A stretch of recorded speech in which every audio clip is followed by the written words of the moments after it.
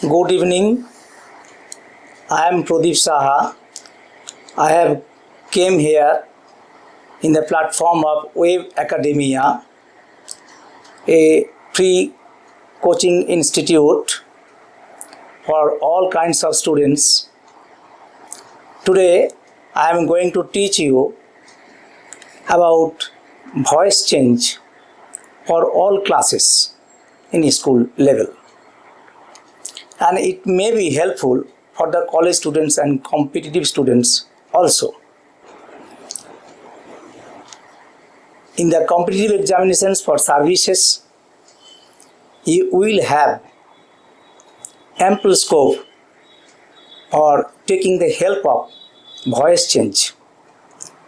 Some of our students have a hazy idea about voice change. You may take resort about voice change taught by me in Wave Academia through YouTube and Facebook, and you must do like and share and other activities so that this platform may be encouraged. আমার নাম প্রদীপ সাহা। আমি আজ voice change ব্যাপারে একটা পরিষ্কার ধারণা দেওয়ার চেষ্টা করব। একদিনের জিনিস নয়, তবুও আজকে মোটামুটি একটা ধারণা দেওয়ার চেষ্টা করব সব স্তরের ছাত্র ছাত্রীদের জন্য। So let us start.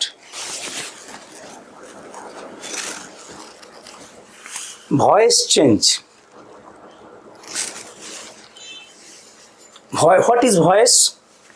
Voice is the form of a verb which indicates whether the subject does the work or something has been done to it. So I am to explain here about it. Voice হচ্ছে বাংলায় ব্যাকরণে আমরা দেখি বাচ্য পরিবর্তন, মানে একটা কাজ কোনো ব্যক্তি সরাসরি করছে আর একটা কাজ কোনো ব্যক্তির দ্বারা হচ্ছে। এটা বাংলা আমরা বলি বাচ্য। বাচ্যের কয়েকটা ভাগও আছে, কিছুটা মিল আছে বাংলা ব্যাকরণের সঙ্গে। তো অর্থাৎ ভয়েস হচ্ছে বাক্যে ব্যবহৃত সেই ভার্ব, যে ভার্ব দিক নির্দেশ করে সে সাবজেক্টটা, মানে ওই সেন্টেন্সে যে সাবজেক্ট কর্তা সে সরাসরি কাজটা করছে না তার উপরে ঘুরিয়ে কোনো কাজ করা হচ্ছে, সরাসরি সে করছে না। ওই যে বলা আছে whether the subject does the work or something has been done to it. So this is all about the definition in clear form about voice change. This voice is of three kinds. There are three kinds of voices.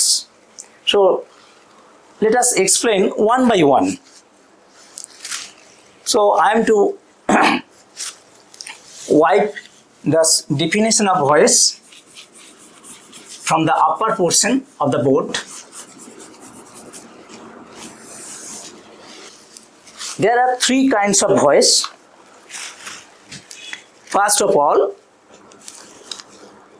active voice. Which is active voice?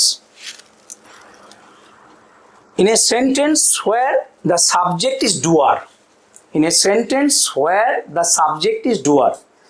একটা বাক্য যেখানে কর্তা সরাসরি কাজটা করছে, সেই ক্ষেত্রে the verb is active voice. Voice কিন্তু ভার্বের ব্যাপার, ব্যক্তি বা কোনো সাবজেক্ট কাজটা সরাসরি করছে কিনা। In that case the verb is in active voice. So it is clear, I think. Next, the subject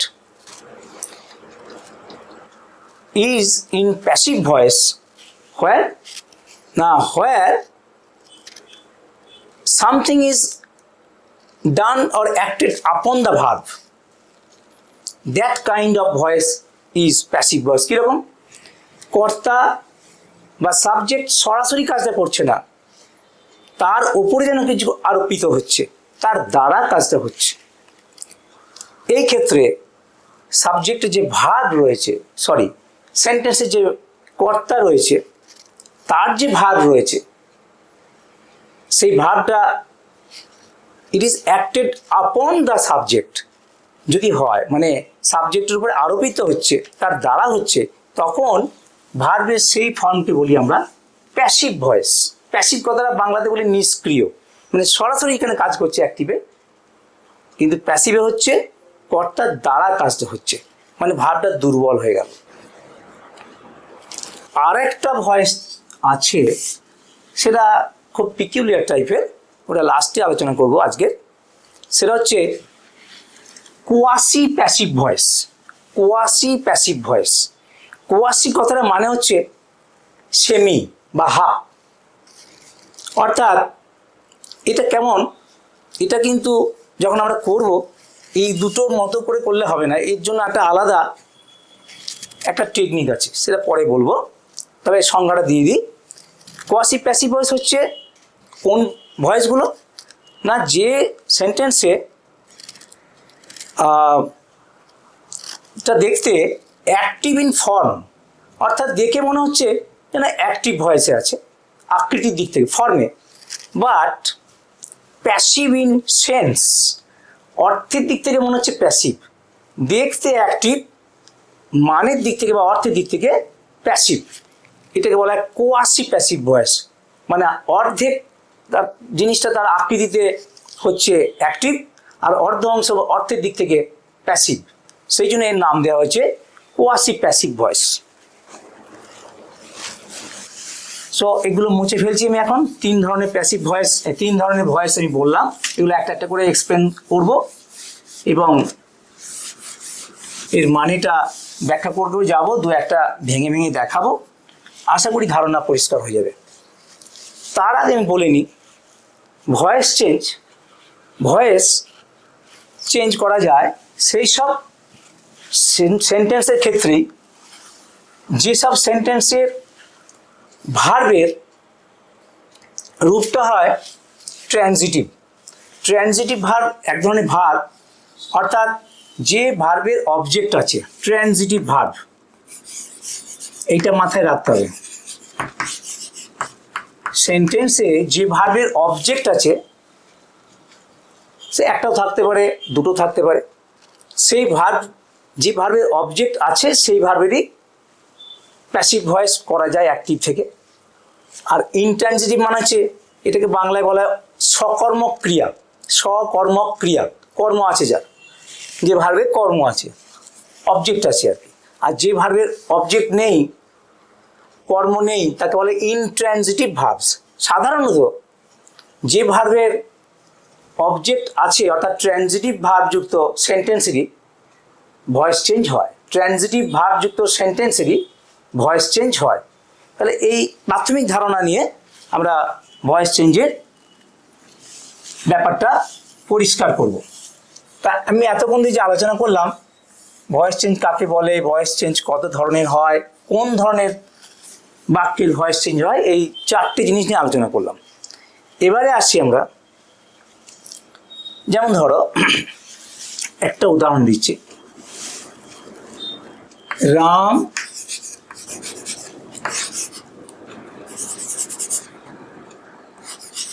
is eating rice। তাহলে এটা সাবজেক্ট, এটা অবজেক্ট, এটা প্রেজেন্ট কন্টিনিউয়াস টেন্স আছে, এটা ভার্ব, এই অংশটা। তাহলে সাবজেক্ট, অবজেক্ট, তাহলে এই ভার্বের অবজেক্ট কোনটা, রাইস, তাহলে এটা ট্রানজিটিভ ভার্ব, ইটটা ট্রানজিটিভ ভার্ব। তাহলে এই সেন্টেন্সের ভয়েস চেঞ্জটা করা যাবে সাধারণত। আর যদি আরেকটা উদাহরণ দিচ্ছি, রাম is sleeping. রাম ঘুমোচ্ছে।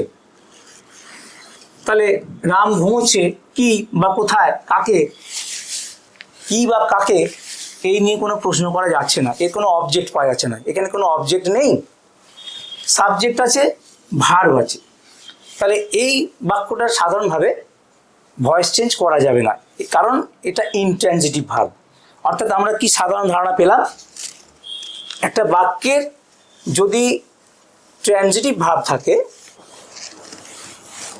তাহলে সেই ট্রানজিটিভ ভার্বযুক্ত সেন্টেন্সের ভয়েস চেঞ্জ করা যায়। তাহলে আরেকটা ধারণা পরিষ্কার হলো। এবারে আমরা যেটা সবথেকে ইম্পর্টেন্ট জায়গায় আসছি, সেটা হচ্ছে যে, ভালো করে শুনবে সবাই। তাহলে ভয়েস চেঞ্জ নিয়ে বললাম কত ধরনের ভয়েস চেঞ্জ হয়। একটা বললাম যে অ্যাক্টিভ ভয়েস, একটা বললাম প্যাসিভ ভয়েস, একটা বললাম কোয়াসি প্যাসিভ ভয়েস। তাহলে আবার বললাম যে ভার্বের, যে সাবজেক্ট, যে সেন্টেন্সের ভার্বের অবজেক্ট আছে, অর্থাৎ ট্রানজিটিভ ভার্ব যুক্ত সেন্টেন্সে ভয়েস চেঞ্জ হয়। ক্লিয়ার হলো সাধারণ ধারণা? খুব টেকনিক্যাল ব্যাপার এটা, যদি অনেকে পরিষ্কার ধারণা নেই ছাত্রছাত্রীদের, এইটার জন্যই ভয়েস চেঞ্জটা করা হচ্ছে। এটা একদম একটা কনসেপচুয়াল একটা ব্যাপার, এটা মুখস্থ করতে হয় না, যদি বুঝে যায় ক্যান্ডিডেট সে করে ফেলবে। এবার আমি আসছি একটা উদাহরণ দিয়ে, ভালো করে বোঝার চেষ্টা করবে।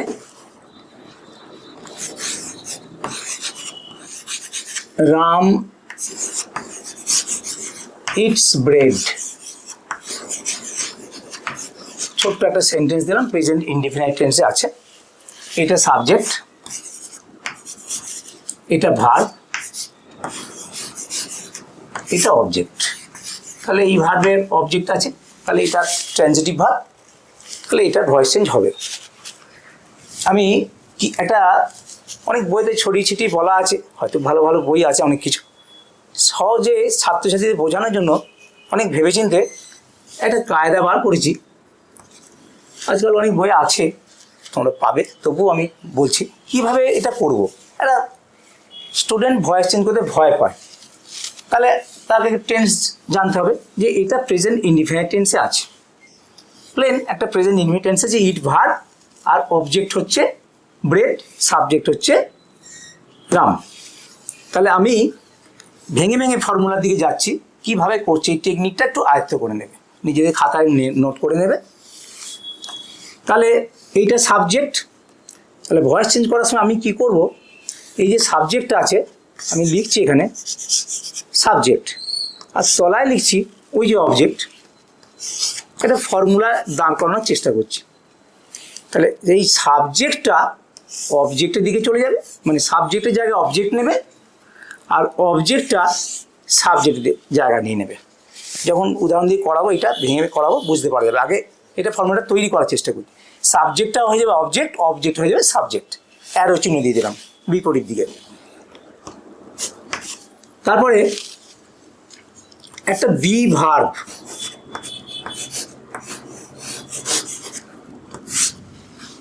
মানে টেন্স অনুযায়ী বি ভার্ব। এখানে বোর্ডেতে আর অত ভেঙে দেখাচ্ছি না, শুধু ফরম্যাটটা লিখছি। এই যে এটা প্রেজেন্ট ইনডিফিনাইট টেন্স আছে, third person singular number Ram, তাহলে টেন্স অনুযায়ী be verb, subject object, object subject be. এবার আসবো পিপি। পিপি মানে হচ্ছে পাস্ট পার্টিসিপল, পাস্ট পার্টিসিপল মানে সব ভার্বেরই, যেমন গো, ওয়েন, গান, do, did, done, it, at, eaten, এগুলো থার্ড যে ফর্মটা তাকে বলে পাস্ট পার্টিসিপল ফর্ম। তাহলে পিপি মানে past participle of the main verb.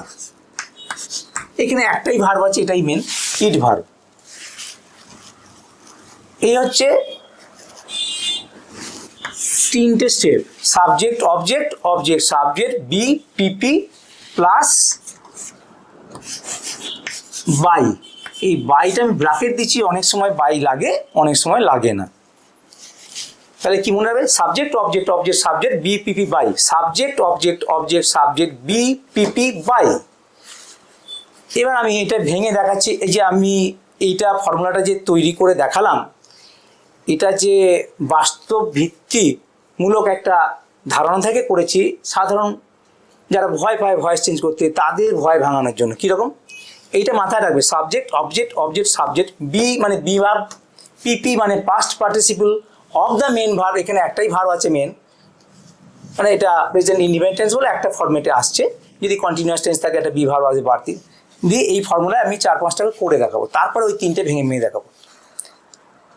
PP of the main verb, MV মানে মেন ভার্ব, আর একটা বাই। এবার এই ফর্মুলাটা দেখো, আমি ভেঙে দেখাচ্ছি, এইটার উত্তর করছি। সাবজেক্ট এখানে কি আছে, রাম, অবজেক্ট কি আছে, ব্রেড, তাহলে অবজেক্টটা সাবজেক্টের জায়গায় চলে যাবে, সবাই বুঝতে পারবে। দেখো, তার মানে ওখানে অবজেক্ট আছে ব্রেড, আমি ব্রেড লিখলাম, তাহলে এটা ফুলফিল হয়ে গেল, ব্রেড। এটা বি ভার্ব, এটা প্রেজেন্ট ইনডিফিনিট টেন্স আছে, ব্রেড একটা থার্ড পারসন সিঙ্গুলার নাম্বার, তাহলে ব্রেড ইজ ইটিন, তাহলে প্যাসিভ ভয়েস হচ্ছে একটা বি ভার্ব, এই যে be verb. It ate eaten এই যে past participle of the main verb, it ate eaten. এইটা হলো এইটা, আর এইটা হলো এইটা। আর এই যে বাই লিখেছি, এখানে বাইটা কাজে লাগছে, বাই কার দ্বারা, রাম। দেখো, এই রাম সাবজেক্ট ছিল, এখানে হয়ে গেল অবজেক্ট, তলায় লিখে দিচ্ছি। এটা পিপি বলেছিলাম, ইজ ইটিন বি ভার্ব, এটা বি ভার্ব,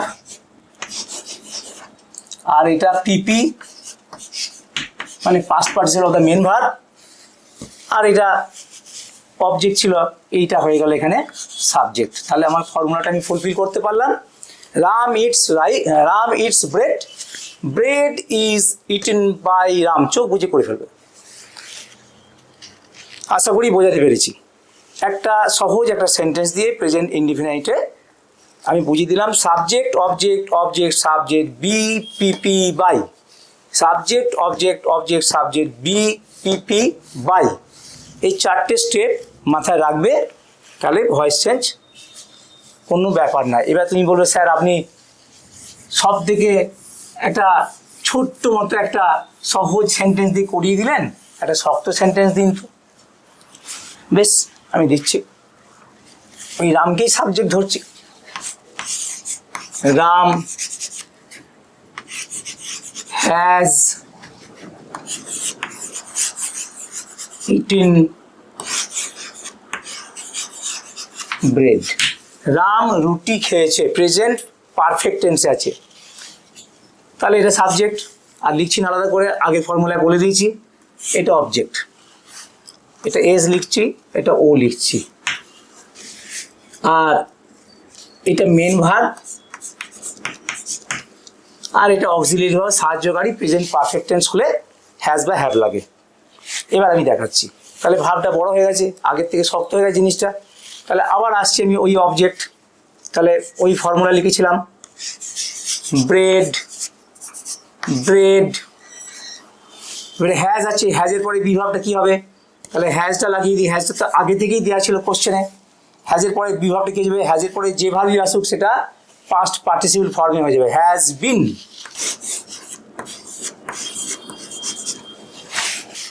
ব্রেড হ্যাজ বিন, এটা হচ্ছে বিভাগ, এটা হচ্ছে ভয়েস চেঞ্জ করার জন্য যে বিভাগ আমদানি করতে হয়, সেই বিভাগ হয়ে গেল। কারণ এটা বি হলো না, কারণ সরাসরি এটা হ্যাজ আছে প্রেজেন্ট পারফেক্ট টেন্স, তাহলে বি ভার্বের পাস্ট পার্টিসিপল ফর্ম হচ্ছে be been been, Ram has বিন।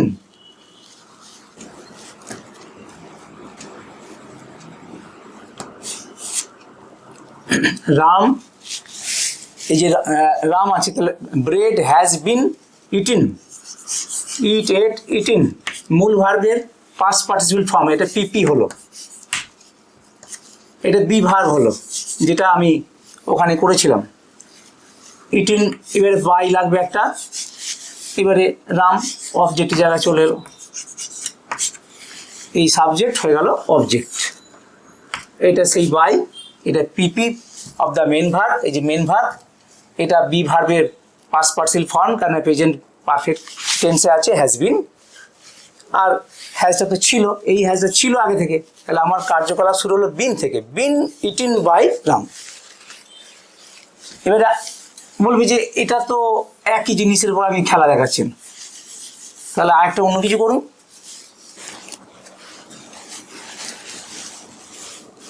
তো রামকে যখন নিয়ে লিখেছি, Sita is writing a letter, আর তো কিছু বলার নেই কারু, তাহলে সব ধরনের প্রায় এসে গেলাম আমি।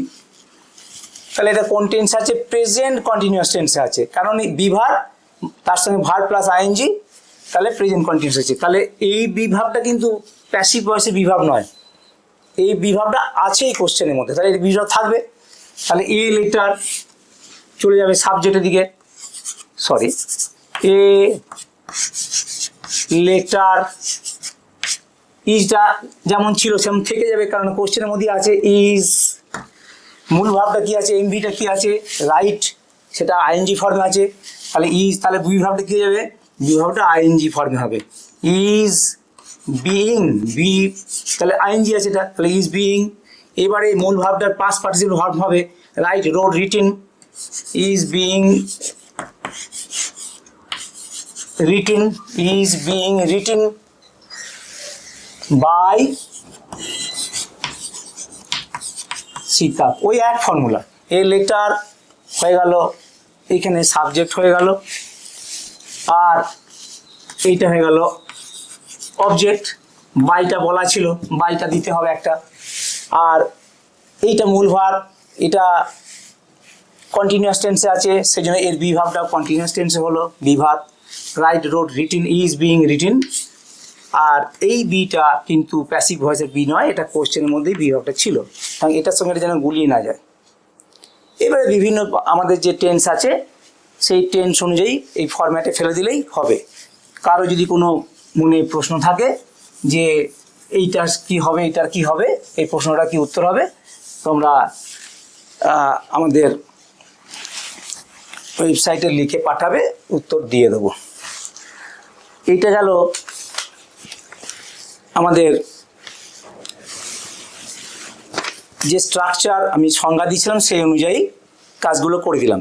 এইবারে আমরা আসি একটা জিনিসে, সেটা হচ্ছে যে অ্যাক্টিভ ভয়েস কাকে বলে বলা হলো, প্যাসিভ ভয়েস কাকে বলে বলা হলো।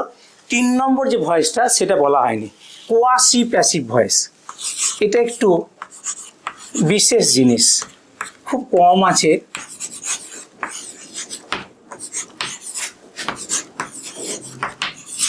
আমি এটার ক্ষেত্রে কি বলেছিলাম আর লিখছিলাম ওটা, যে এটা দেখতে, কোয়াসি প্যাসিভ ভয়েসের সেন্টেন্সের উদাহরণ হচ্ছে দেখতে অ্যাক্টিভ, কিন্তু অর্থের দিক থেকে, সেন্সের দিক থেকে প্যাসিভ। এইটা যদি আমি যে ফর্মুলাটা এখনই তৈরি করছিলাম, subject object object subject be PP by, এই ফর্মুলা করলে খুব হাস্যকর দেখাবে। এই হাস্যকরটা আমি আগে নিজে লিখি, দিয়ে দেখবি যে না এটা তো অর্থহীন হচ্ছে, দিয়ে আমি সঠিক জায়গায় নিয়ে আসবো।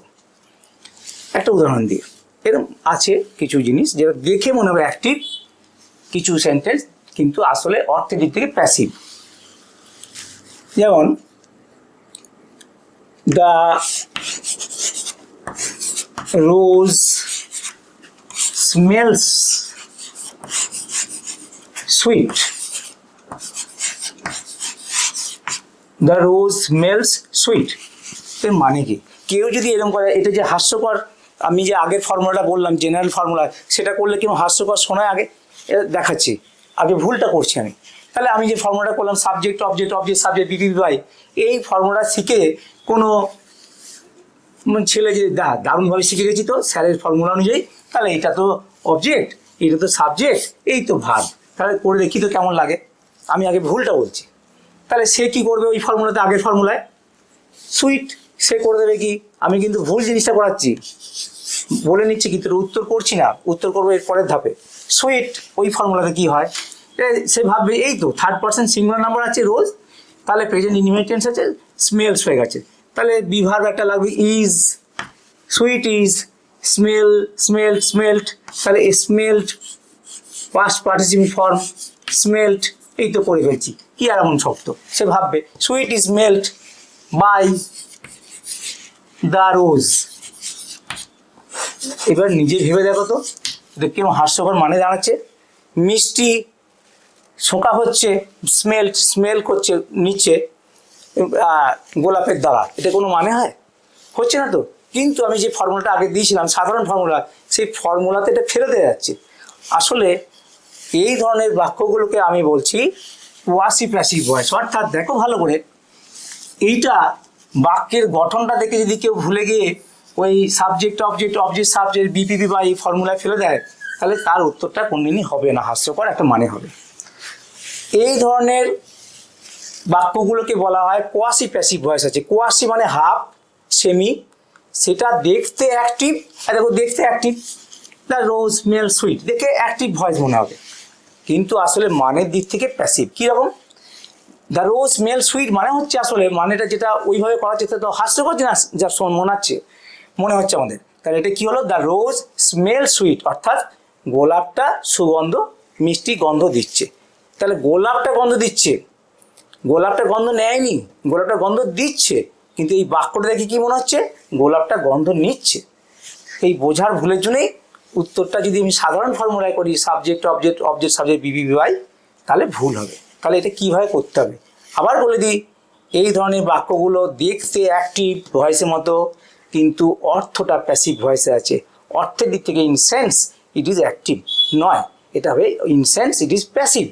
তাহলে এর অর্থ থেকে এটার প্যাসিভ ভয়েস করতে হবে। তাহলে কি করব আমরা? মানের দিক থেকে, মানে কি? গোলাপটা সুন্দর গন্ধ দেয়, গোলাপটা সুন্দর গন্ধ নেয় না, তাহলে কি হবে? Rose is, the rose is, এখানে লিখতে হবে দ্য রোজ ইজ সুইট, গোলাপটা হচ্ছে সুগন্ধময়। কখন? হোয়েন, যখন ইট ইজ স্মেল্ট, স্মেল্ট, বুঝিয়েও দিচ্ছি কিছুটা। এই অংশটা দেখে মনে হচ্ছে অ্যাক্টিভ, গোলাপটা সুগন্ধযুক্ত। কখন? যখন। তাহলে প্যাসিভ ভয়েস কোন অংশটুকু হচ্ছে? ইট মানে গোলাপটা, ইট ইজ মানে বিভাগ, এইটা হচ্ছে বিভাগ, এইটা হচ্ছে প্যাসিভ ভয়েসের বিভাগ, আর এটা হচ্ছে এমভি মেন ভাগ, মানে কার দ্বারা? যে কোনো লোকের দ্বারা। তাই বাইটা এখানে উজ্জ্ব আছে, কে সুগন্ধ নিচ্ছে এটা বলা নেই। আদতে গোলাপ সুগন্ধ নিচ্ছে না, অন্য মানুষেরা বা যে কোনো ব্যক্তি এই গন্ধটা নিচ্ছে, তাহলে তার নাম উল্লেখ নেই, তাই জন্য এখানে নাম উল্লেখ নেই বলে আমরা বাই কার দ্বারা হচ্ছে বলছি না। তাহলে বাইটা এখানে উজ্জ্ব আছে, বাই নেই এখানে। তাহলে the rose is sweet when it is smelt, গোলাপটা হয় সুগন্ধি যখন এটা গন্ধ নেওয়া হয়, মানে smelled by anyone, someone, somebody, এরকম। আর দু একটা উদাহরণ দিই, তাহলে আর একটু ক্লিয়ার হয়ে যাবে। এই সংখ্যা খুব বেশি নেই, দু একটা উদাহরণ দিচ্ছি, বাকিগুলো তোমরা করতে পারবে একটা ফর্মুলাতেই। আচ্ছা, the stone feels rough, ROUGH, stone feels rough, the stone feels rough. এটা যদি কেউ মনে করে, এরকম আগের মধ্যেই বলছি, রিপিট করছি কথাটা, স্টোন মানে পাথর, পাথরটা অনুভব করছে খসখসে, পাথরটা অনুভব করেনি, আমরা মানুষের অনুভব করছি বা কোনো প্রাণী অনুভব করছে, কিন্তু দেখে মনে হচ্ছে, বাক্যটার গঠন দেখে মনে হচ্ছে পাথরটা অনুভব করছে। আগেই বলেছি আগে, কোয়াসি প্যাসিভ ভয়েস দেখতে অ্যাক্টিভের মতো, কিন্তু অর্থের দিক থেকে প্যাসিভের মতো। এই ধরনের ভয়েস চেঞ্জ করতে গেলে এর অর্থটা যেটা সেটাকে ধরে করতে হবে। সেটা কি তাহলে? তার মানে এখানে ওই ফর্মুলা আগে যেটা বললাম, the stone is rough, the stone is rough, তাহলে এটা একদম the stone is rough, the stone is rough. কখন? হোয়েন, ওই গোলাপের মধ্যেই, ওই আগের বাক্যটার মধ্যেই, when it is felt, FELT, feel, felt, felt, তাহলে এটা PP পাস্ট পার্টিসিপল, এইটা বি ভার্ব, আর এইটা সাবজেক্ট। মানে when it is felt by someone, somebody, anybody, যাই হোক। তো দুটো উদাহরণ দেওয়া মানে 200 উদাহরণ দেওয়া, উদাহরণটা আসল আর আমি সংজ্ঞার দ্বারা এটাকে মেটানোর চেষ্টা করলাম। এবারে আসছি আমরা লাস্ট আইটেমে আপাতত। তার মানে এই নয় যে ভয়েস চেঞ্জ আমরা সব করে ফেললাম, মূল ভয়েস চেঞ্জের যে কনসেপ্ট সেটাকে খুব সুন্দরভাবে, পরিষ্কারভাবে, সহজ করে তোমাদের কাছে উপস্থাপন করার চেষ্টা করলাম। একটা আইটেম পড়ে আছে, সেটা হচ্ছে ভয়েস চেঞ্জের একটা জিনিস হয় অনেক সময়, এটাও ক্লিয়ার করে দিচ্ছি। রিটেন্ড অবজেক্ট,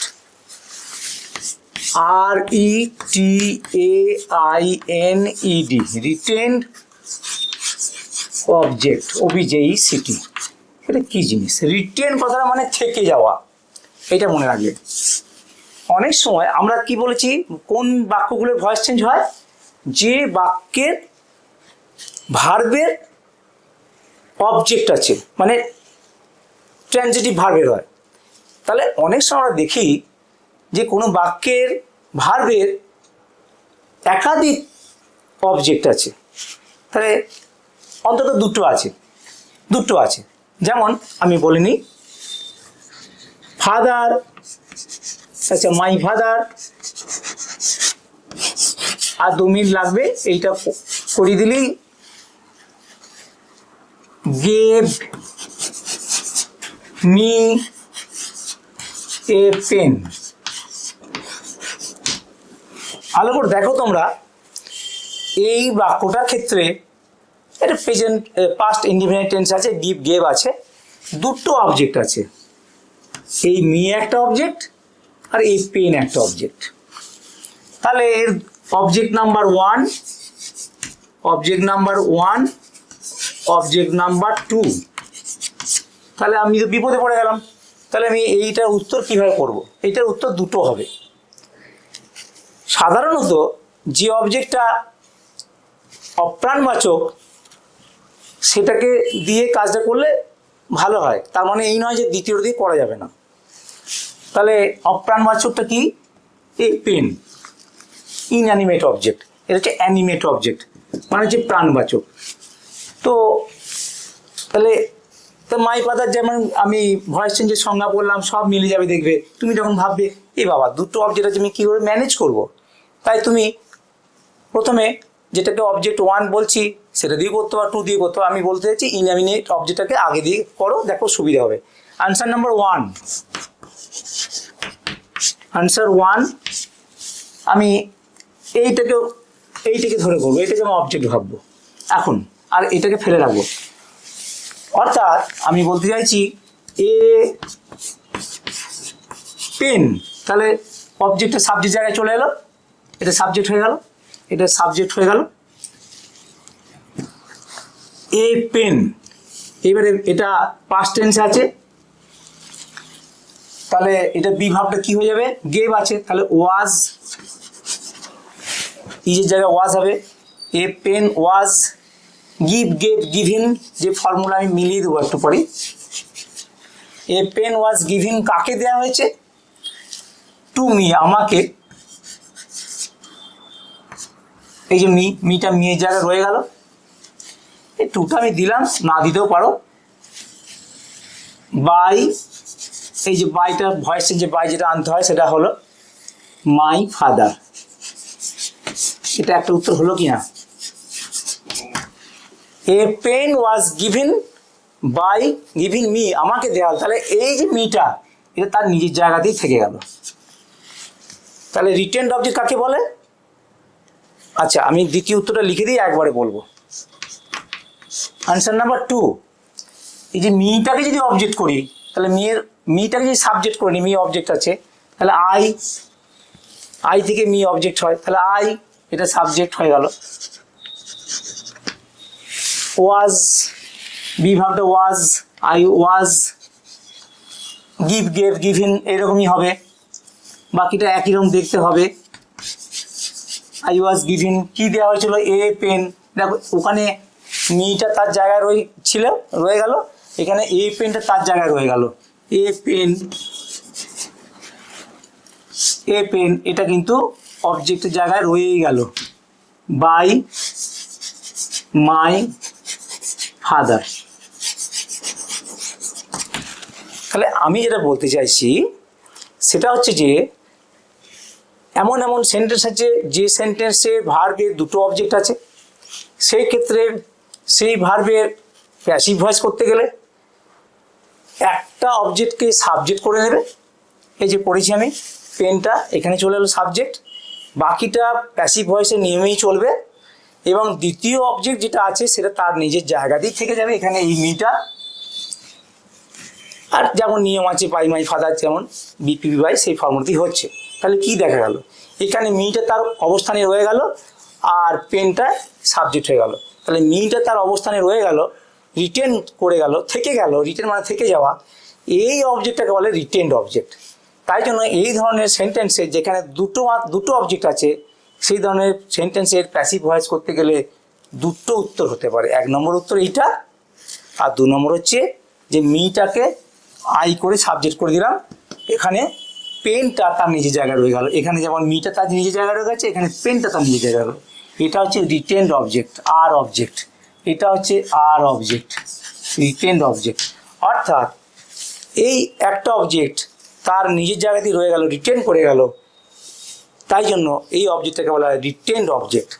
এটা নিয়ে বেশি ভয় পাওয়ার কিছু নেই, যে কোনো একটা অবজেক্টকে সাবজেক্ট করে নেবে, সাধারণ প্যাসিভ ভয়েসের নিয়মে করা নিয়মে সেটা করবে, subject object object subject BPB by এই ফর্মুলায় করবে, এবং দ্বিতীয় অবজেক্টটা তার নিজের জায়গাতে রিটেন করে যাবে, অর্থাৎ থেকে যাবে, সেটাকেই বলা হয় রিটেনড অবজেক্ট।